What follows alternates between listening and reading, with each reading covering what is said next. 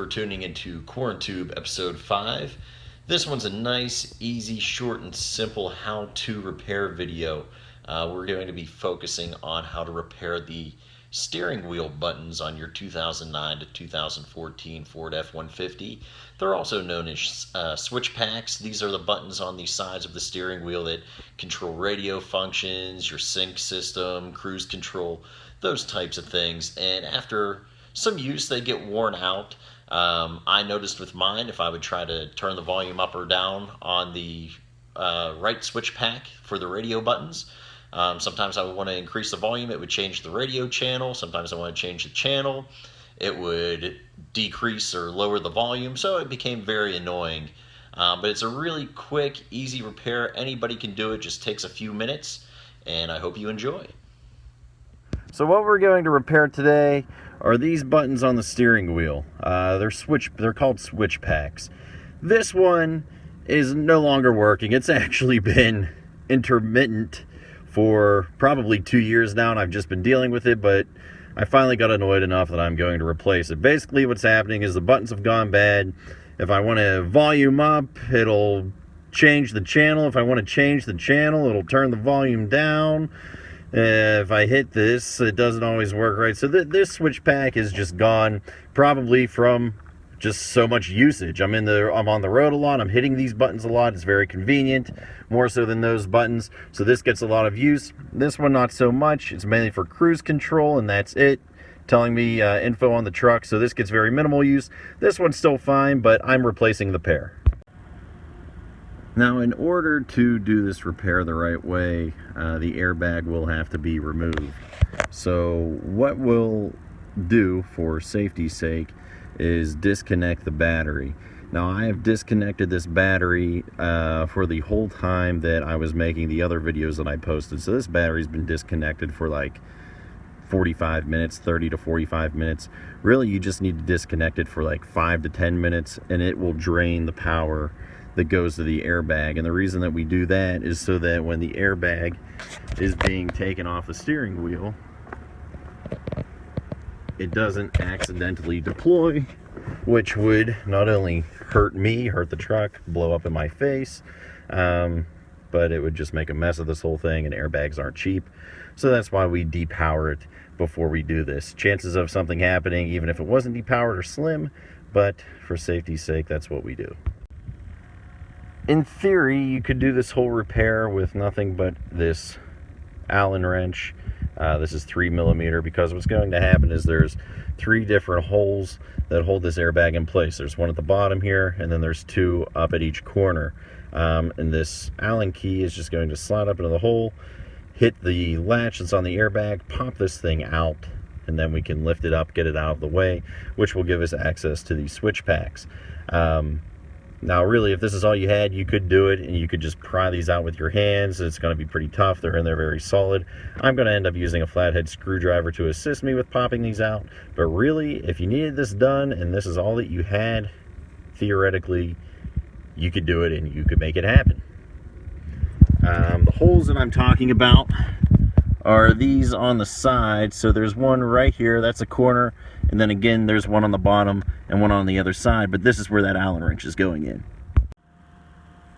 So as simple as that, I took the Allen wrench, that hole that I showed you on this corner, there's one on the bottom, one on the other corner, literally just went up, pop the bottom, pop the right, pop the left. That's the inside of your steering wheel. I've now put the airbag up top here. It will be out of the way, and this now grants us access to the connections for these switch packs right here on either side.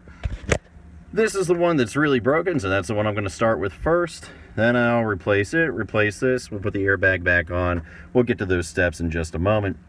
But yeah, I mean, theoretically, you could pry this out with your hands. It might hurt your fingers, it might take longer, so that's why I've got to use a screwdriver to help me pry this out, and then that'll make things a little bit easier. But again, you could literally do this whole thing with nothing but an Allen wrench.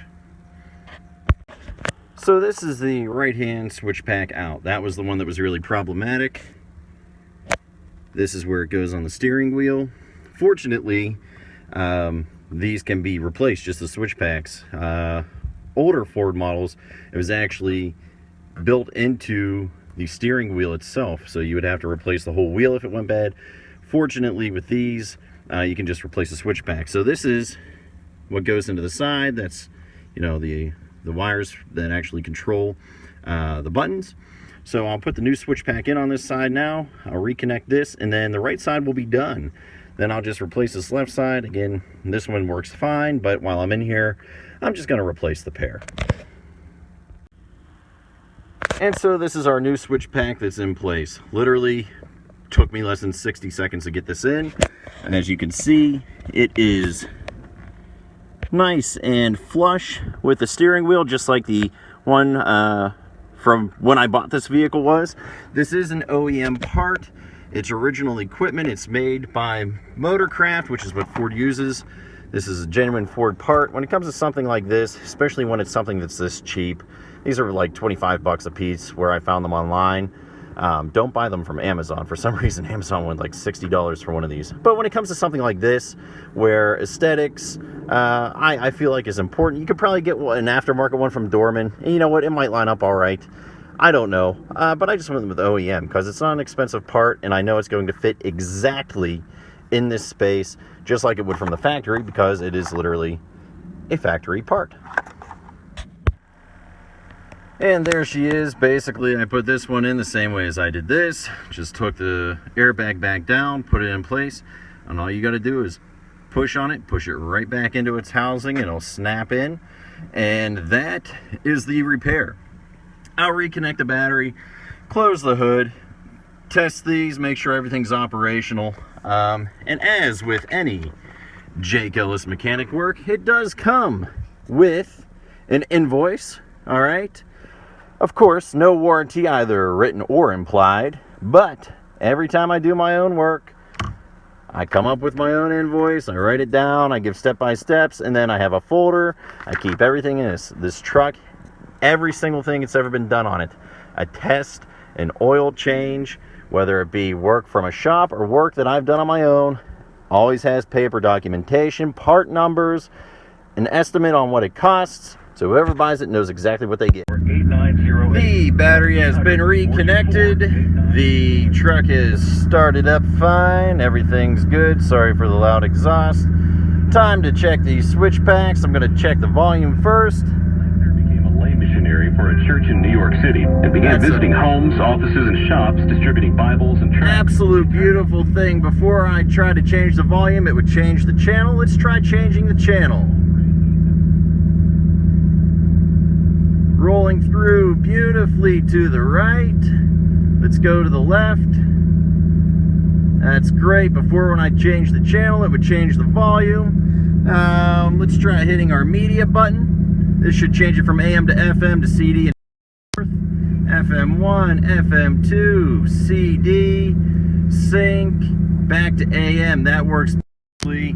I would have to say we have major success, and that's as easy as it is to change out switch packs.